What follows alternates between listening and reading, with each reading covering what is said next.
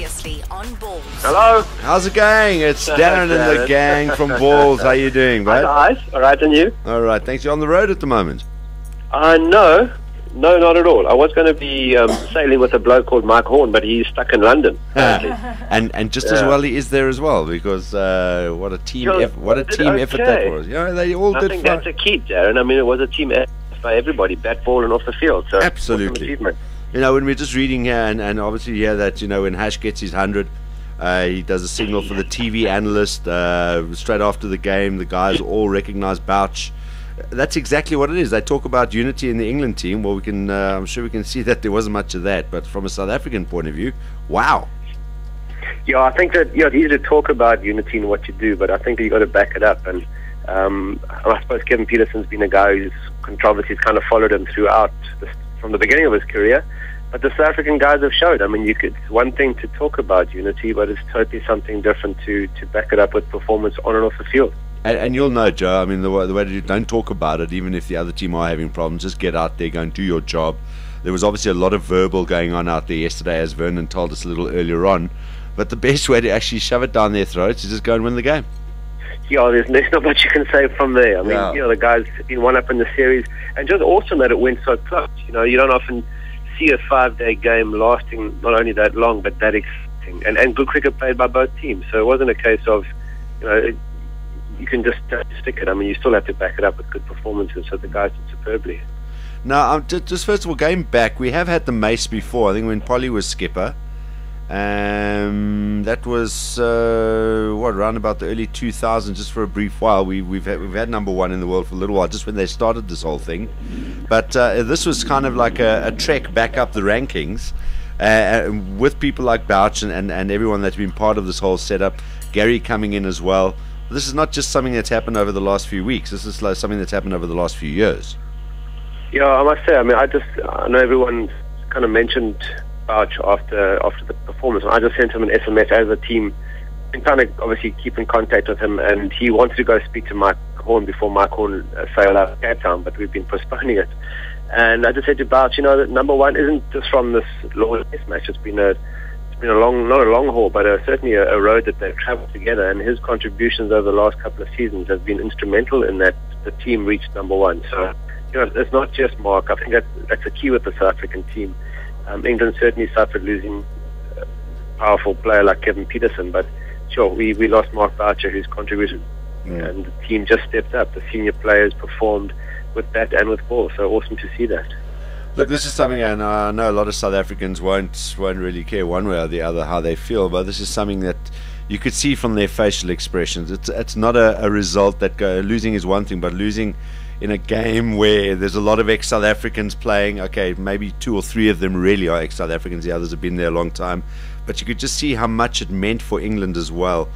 And the Kevin Peterson thing just didn't sort of help I suppose, the feeling, because, you know, immediately they knew they were going to get lambasted. Yeah, well, Kevin Peterson wasn't there. He's your best batsman, blah, blah, blah. I mean, you're from the same part of the world as him. You've probably had a lot of interaction with him as well. How do you see this whole scenario?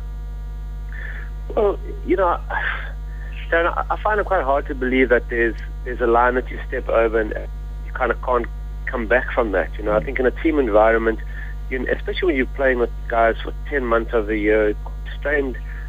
I mean, no matter how happy the team is, I mean, there's always going to be situations where there's going to be a bit of strain. I mean, you can imagine the stress on a team. So the fact that they kind of reached the point of no return is quite interesting, because I think, you know, too often we, as a player and a cricket administrator, or whether you're coaching or what, it's quite easy to get upset by what you read in the press, and you can't afford to be too sensitive. So I'm not sure what actually transpired, but it just seems like quite a drastic step. So, especially if you think of a guy like Kevin, he's contributed with the bat and with the ball, and he's never really changed his attitude on all of the field. So up until now, it served England and their purposes.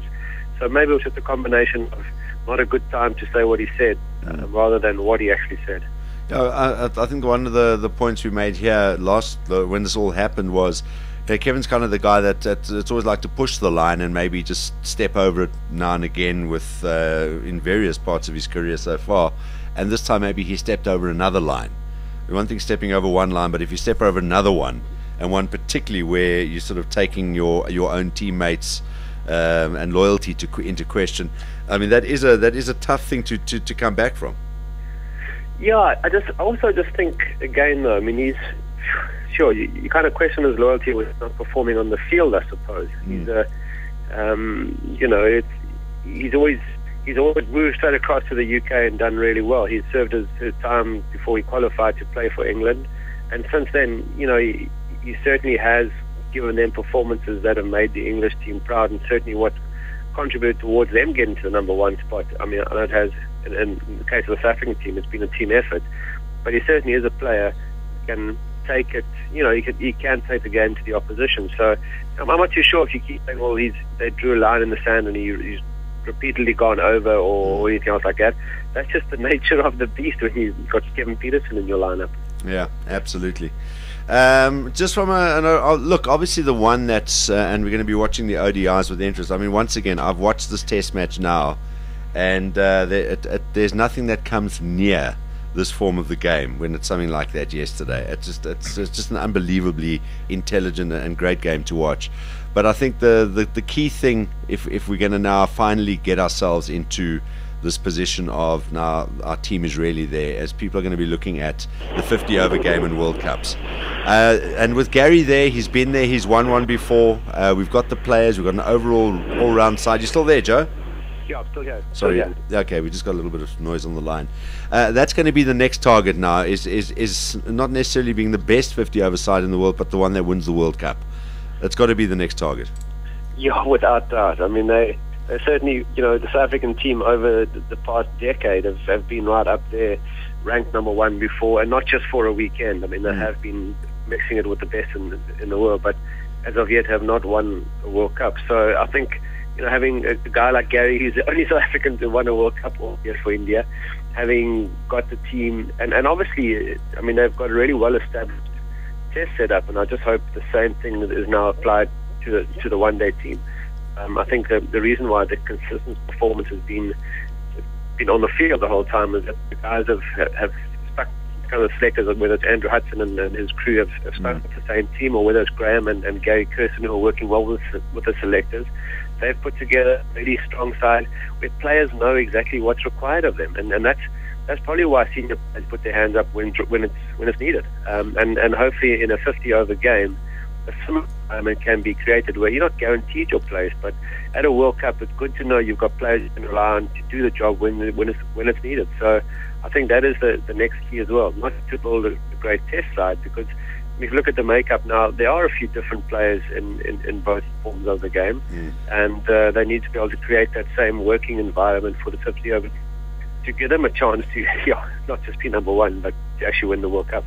A lot of it probably has been a psychological thing as well, because everyone's also always on their back at World Cup. So particularly with some of the senior players that are going to be there in both forms of the game, yesterday must have been a massive step towards that, because people are talking about the 438 game would have shaken our I hate using that word because we know that the guys aren't chokers, but they always keep using that word. But 438 didn't really shake it because there was a nothing to lose scenario in that game. Whereas yesterday we got to a point where there was everything to lose, and this time we pulled through. That was a key thing, and they'll take a lot of that into the next ODI series. Yeah, I think what was awesome for me to watch. I mean, Morne got tried to out. Who was a Matt Pryor with a and then a call no ball, and then close stumping off here. So it got to a stage where the South African guys could easily have gone, no, we go again. And it was interesting listening to Graham's comments. Was saying he was pretty nervous throughout the entire 5 days, not just the last hour or so. But they were just happy that they had stuck to what they had planned, and that's the key. When you've got players who are heading the ICC rankings in batting and bowling, you kind of got not just one, not just they'll stay and throw him the ball. I mean, Vernon, the new board, 2 deliveries game is over. Morne Mork, we've got a great combination and a great setup. So it was really good to see that there wasn't any panic, because you're right, it's quite easy to succumb to that. And England, sure, they were at one stage making it look quite ridiculously easy. Yeah, I think everyone was having a little bit of a come on moment there in that latter part of the game. Simon? Yeah, Joe, obviously it was a fantastic achievement from the guys, but if you look at the series and how the guys performed and the side, constructively, obviously, some criticism. Where can we improve? What would you like to see happen?